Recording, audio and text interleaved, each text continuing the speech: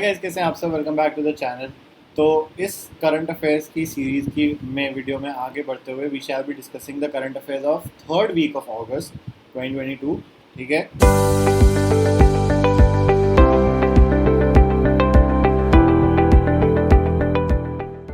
तो without wasting any further time let's get started with the national news. तो भाई national news में सबसे पहले बात करते हैं वेटलैंड्स की। तो इंडिया ने 11 मोर वेटलैंड्स डेजिग्नेट कर दिए हैं एज रामसर साइट्स। ठीक है। और इसकी टैरी टोटल पहुंच चुकी है अब 75 की। ठीक है। तो इंडिया में अभी इन टोटल 75 रामसर साइट्स हैं। ठीक है। तो India has designated 11 more wetlands under the Ramsar convention और द कन्वेंशन ऑन वेटलैंड्स। ठीक है। Taking the total number of Ramsar sites in India to 75। पहले 64 थी। ठीक है। अभी लास्ट मंथ की न्यूज़ है शायद। ठीक है। 64 थी और अब 75 हो चुकी है। ठीक है। तो इसमें जो 11 नई साइट्स है उसमें से 4 साइट्स तमिलनाडु से हैं, 3 साइट्स उड़ीसा से है, 2 जम्मू एंड कश्मीर से है और 1 मध्य प्रदेश में है, 1 महाराष्ट्र में। ठीक है। तो 2022 में a total of 28 total of 28 sites have been declared as Ramsar sites. ठीक है। अभी तक मतलब जितना 2022 खत्म हुआ है उसमें टोटल 22 रामसर साइट्स डेजिग्नेट हो चुकी हैं। ठीक है।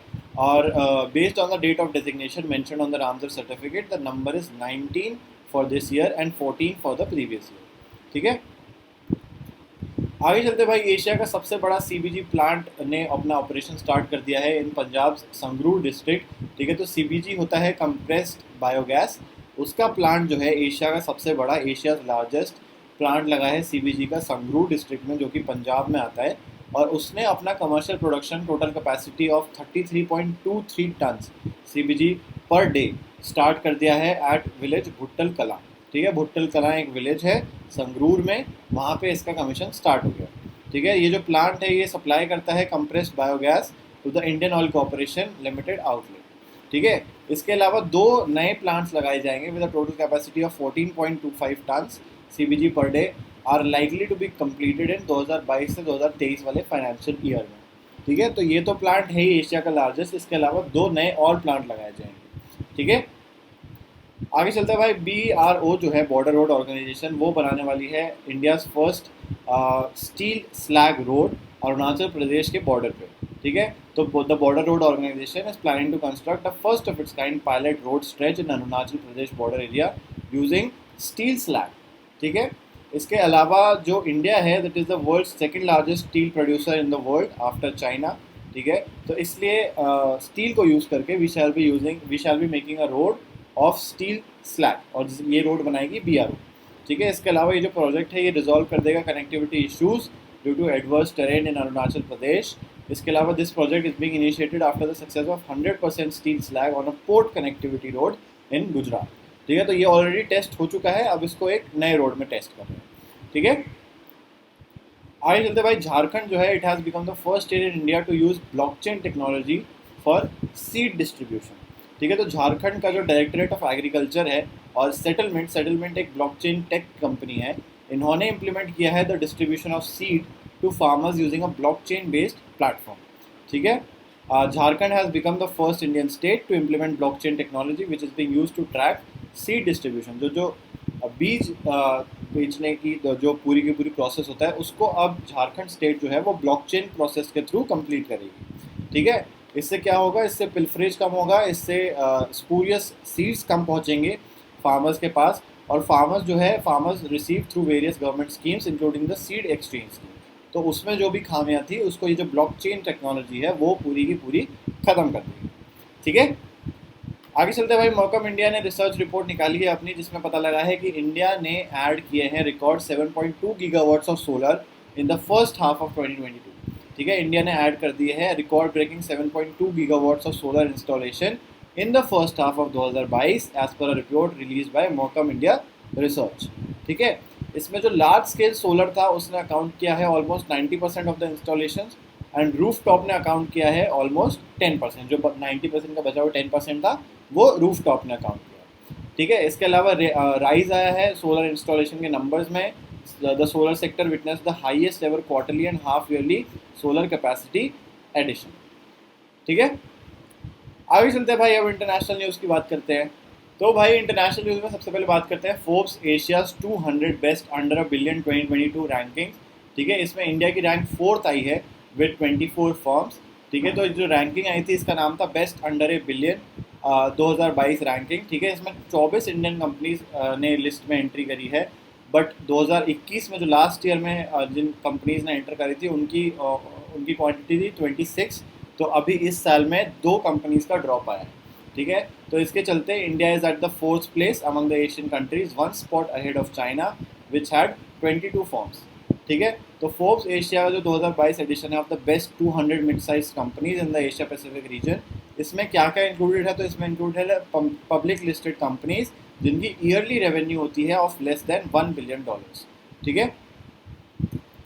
आगे चलते भाई, इंडिया और मलेशिया ने कंक्लूड कर दी है 4-day बायलैटरल एयर एक्सरसाइज उदार शक्ति, ठीक है। इंडिया और मलेशिया की जो मिलिट्री एक्सरसाइज होती है उसका नाम होता है उदार शक्ति, ठीक है। ये इंडियन एयरफोर्स में थी। इंडियन एयरफोर्स जो इंडिया के कंटिजेंट को लीड कर रहे थे, और मलेशिया के जो कंटिजेंट था उसको लीड कर रहे थे रॉयल मलेशियन एयरफोर्स, ठीक है। तो ओवरऑल ये सिर्फ और सिर्फ एयरफोर्सेस की बायलैटरल एयर एक्सरसाइज थी, ठीक है। 16 अगस्त को ये स्टार्ट हुई थी at the RMAF airbase Kuantan Malaysia में, ठीक है। इसके अलावा जो दोनों एयरफोर्सेस थी they flew 7 aircraft in the formation during the ceremony, ठीक है। इंडिया की तरफ से सुखोई 30 MKI और C-17 एयरक्राफ्ट थे इंडियन एयरफोर्स के, और ये मलेशिया के एयरफोर्स के सुखोई 30 MKM एयरक्राफ्ट थे, ठीक है। आगे चलते भाई, इंडियन एयरफोर्स ने विजिट करा है Australia to participate in the exercise Pitch Black 2022, ठीक है।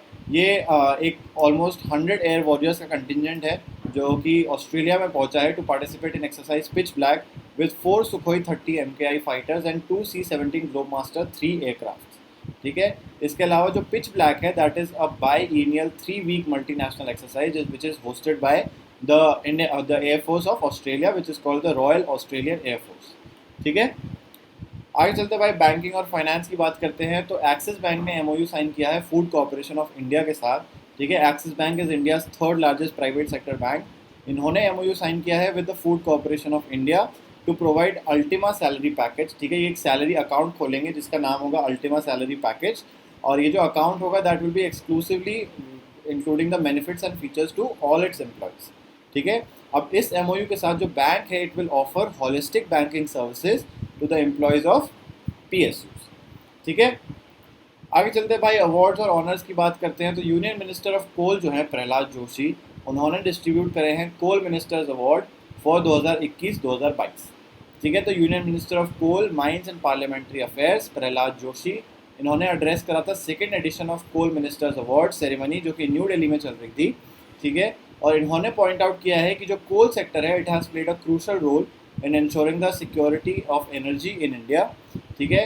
इन्होंने कोल मिनिस्टर्स अवार्ड 2021-22 के विनर्स को फैसिलिटेट किया है जो कि अलग अलग कैटेगरीज में थे, ठीक है। डिफरेंट कैटेगरीज में अवार्ड्स मिले थे जिनको अवार्ड्स को दिया गया है बाय प्रहलाद जोशी, ठीक है।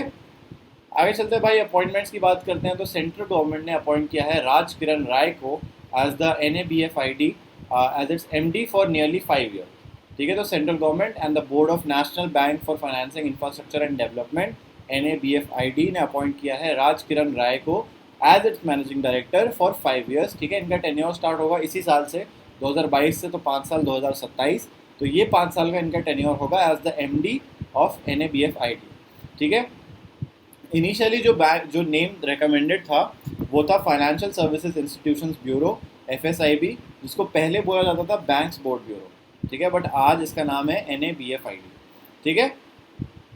आगे चलते भाई, साइंस न्यूज़ की बात करते हैं अब। तो यूनियन मिनिस्टर जितेंद्र सिंह जो हैं उन्होंने इंट्रोड्यूस करा है Roshni which is India's first saline water LED lamp, ठीक है। तो Jitendra Singh is the minister of state independent charge of the ministry of earth sciences, ठीक है। इन्होंने इंट्रोड्यूस करा है Roshni, India's first saline water lantern that uses sea water as an electrolyte between specially design electrodes to power LED lamps, ठीक है। तो sea water के through आप LED को पावर करने वाला पहला एक लैम्प बना दिया गया है जिसका नाम है रोशनी, ठीक है।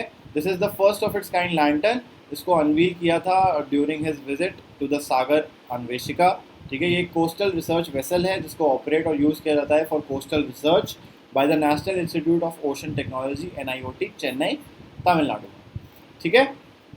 आगे चलते हैं भाई, इंडिया का पहला 3D प्रिंटेड कॉर्निया डेवलप हो चुका है बाय साइंटिस्ट फ्रॉम हैदराबाद, ठीक है। तो कॉर्निया को ही इन्होंने 3D प्रिंट बना दिया है ठीक है। तो team of clinicians and scientist from the L V Prasad I institute, LVPEI, जो हैदराबाद में सिचुएटेड है, और इसके अलावा IIT हैदराबाद ने और centre for cellular of micro molecular biology, इन तीनों ने कोलैबोरेशन करके डेवलप किया है इंडिया का पहला 3D printed artificial cornea and transplanted it into a rabbit's eye. ठीक है, तो रैबिट पे इसका एक्सपेरिमेंट हुआ था जो कि सक्सेसफुल भी हुआ।